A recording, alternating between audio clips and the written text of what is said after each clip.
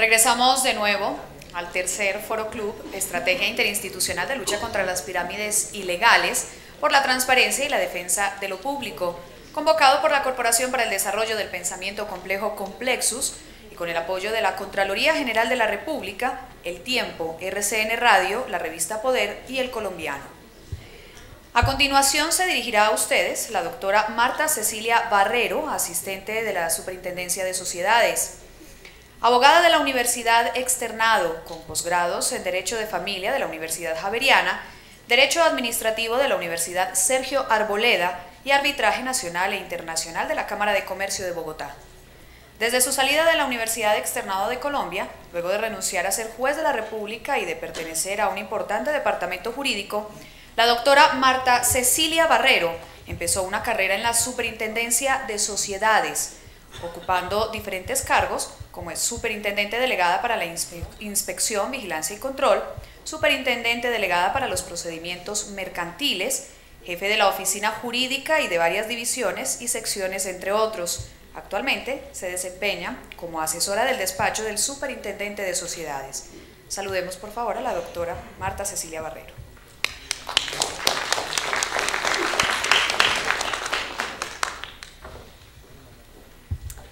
Buenos días.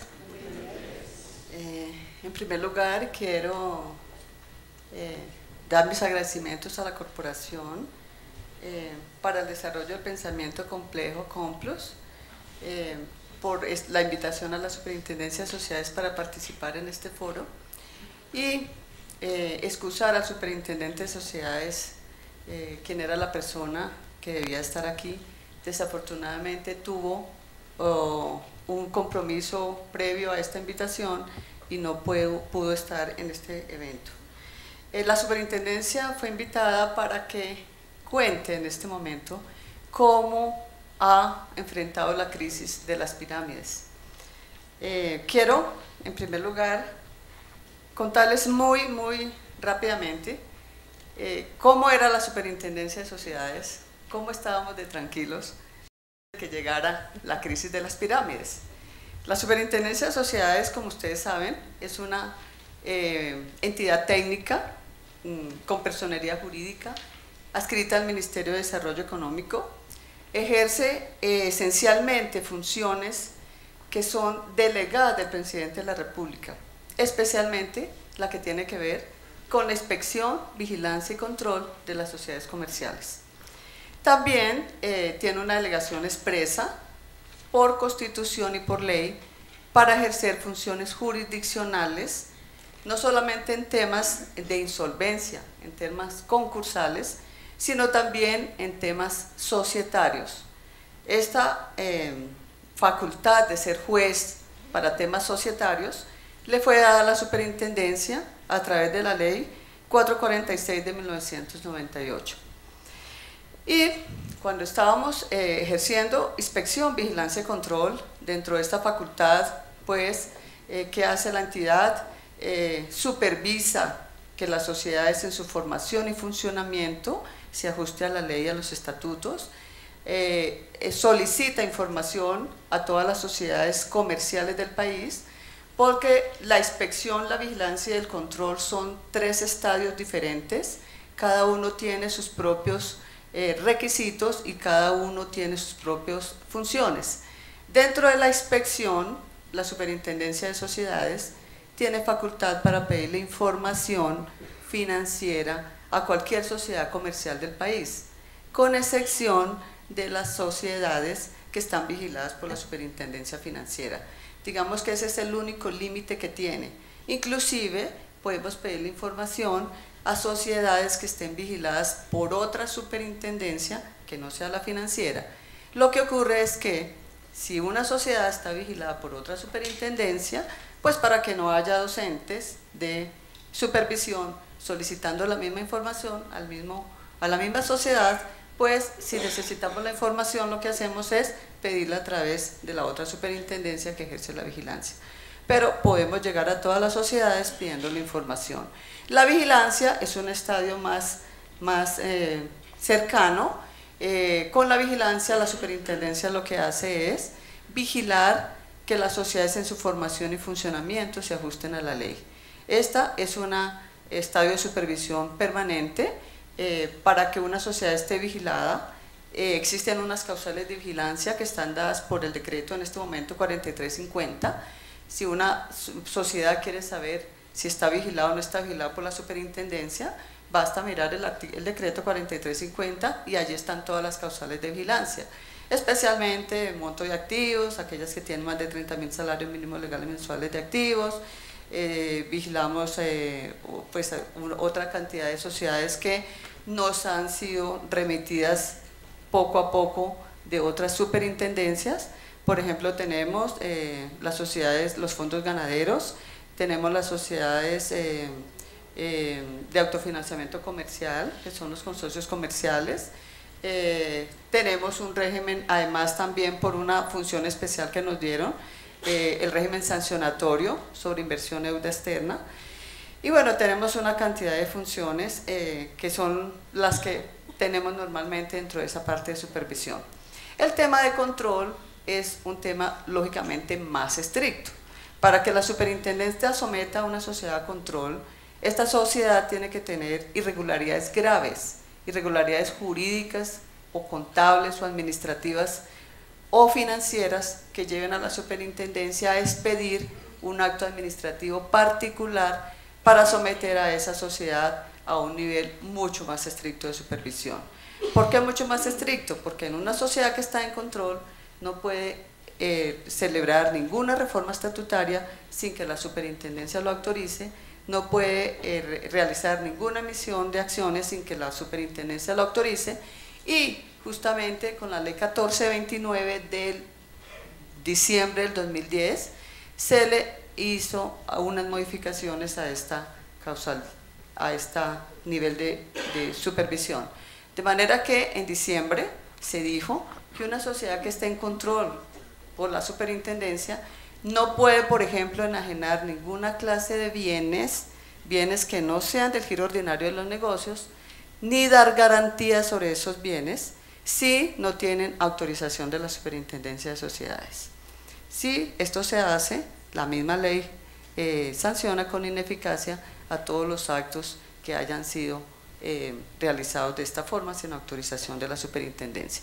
Y también teníamos una facultad de remover a los administradores en el caso de una sociedad que está en control, pero simplemente la teníamos dando la orden de remoción, porque la superintendencia hasta antes de diciembre no podía hacer las veces de órgano social, de manera que daba la orden para que se removiera, pero quien tenía que hacer la remoción era o el máximo órgano social o la junta directiva, dependiendo del administrador de que se tratara.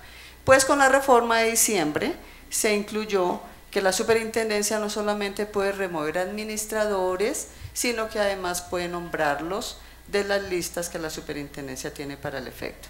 Esta facultad ya fue estrenada, tal vez ustedes lo conocieron porque fue conocimiento público en el Fondo Ganadero del Meta, hace un mes tal vez.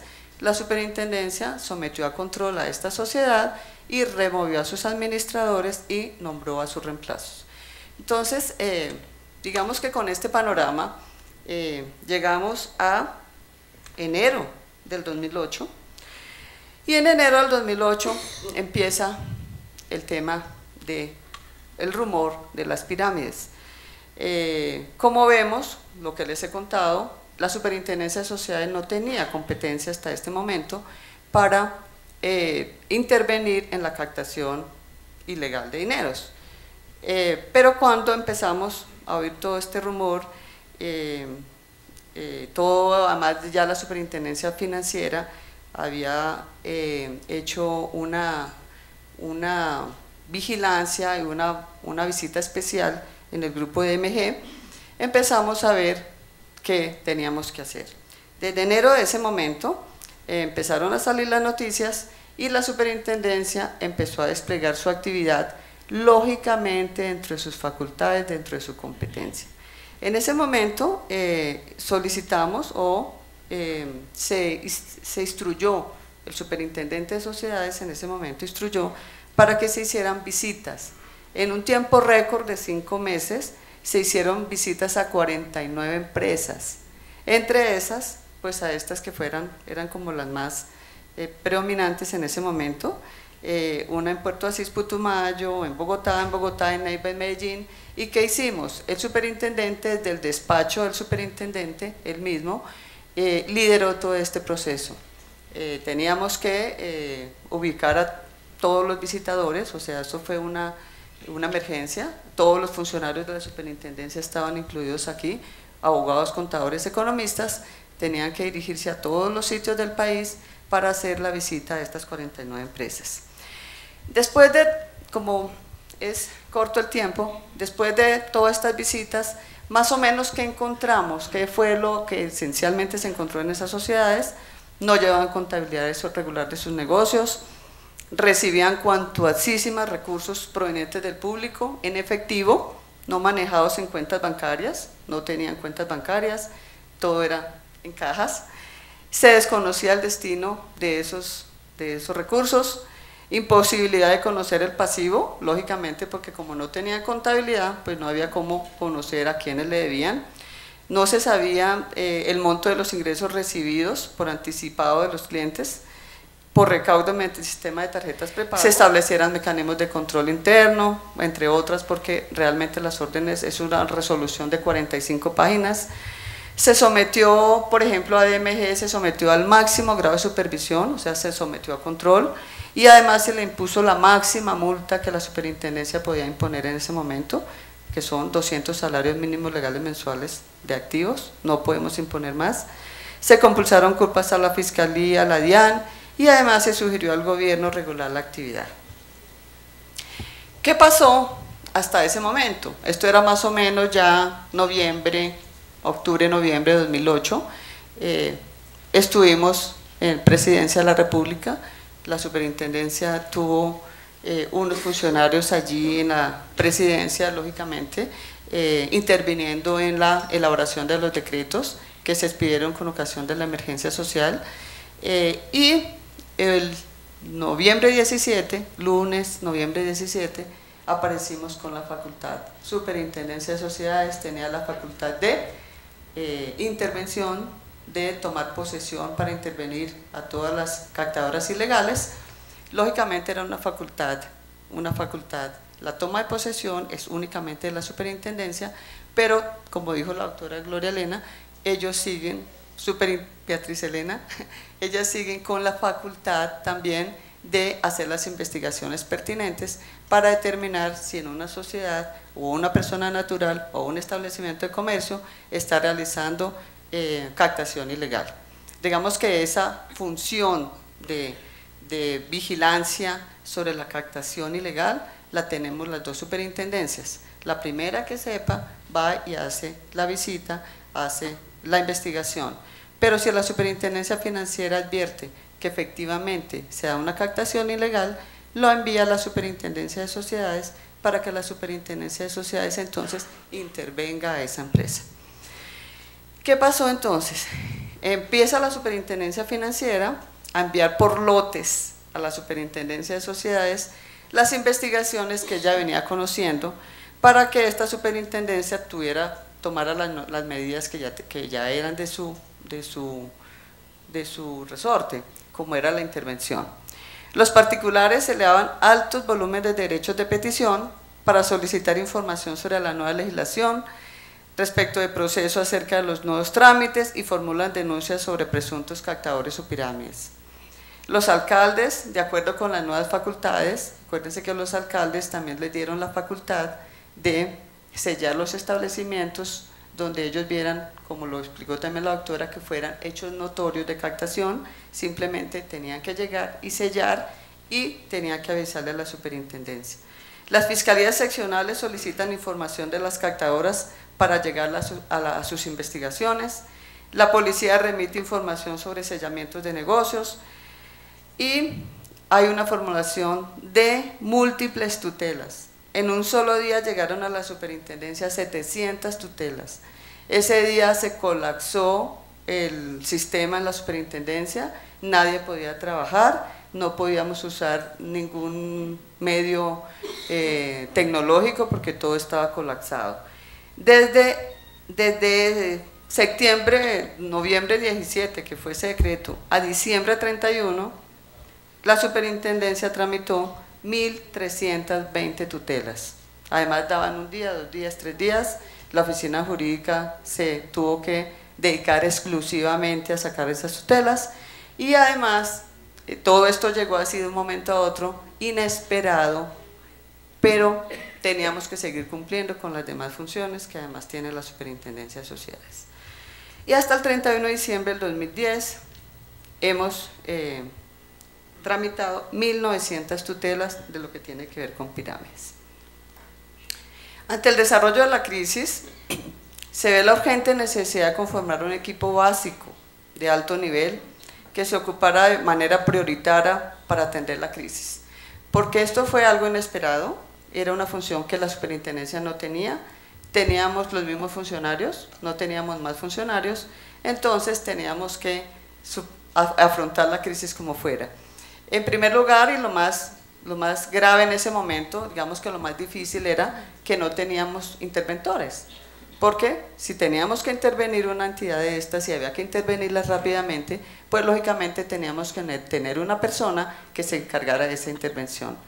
La única pues que estaba en ese momento y que se nombró inmediatamente fue la doctora María Mercedes Perry, de ahí en adelante no teníamos más. Entonces nos tocó empezar con la función de conseguir los interventores, además con el agravante de que prácticamente teníamos que convencerlos para que nos aceptaran la intervención, porque tenían que empezar a trabajar con platica de su propio bolsillo, porque la superintendencia no tenía plata con qué pagarles. Simplemente se les iba a pagar después con algo de lo que iba a dar el gobierno nacional, porque el mismo presidente de la República pidió que a los interventores no se le pagara lógicamente lo que se recuperara de la captación, porque ahí sí que iban a estar más afectados los ahorradores. Entonces, lógicamente, estas personas además que aceptaban la intervención tenían que tener un equipo completo, porque tenían que enviar visitas a todas las ciudades del país y tenían que tener abogados, economistas, contadores que les ayudaran en todo esto. Todo esto fue coordinado directamente en el despacho del superintendente, porque mientras tanto no teníamos un grupo especializado para esto. Además, coordinamos actuaciones con otras entidades involucradas, con el Banco Agrario, con la Fiscalía, Procuraduría, Policía Nacional, DIJÍN, SIJÍN, gobernaciones, alcaldías, o sea, con todo el mundo teníamos que estar coordinados en ese momento.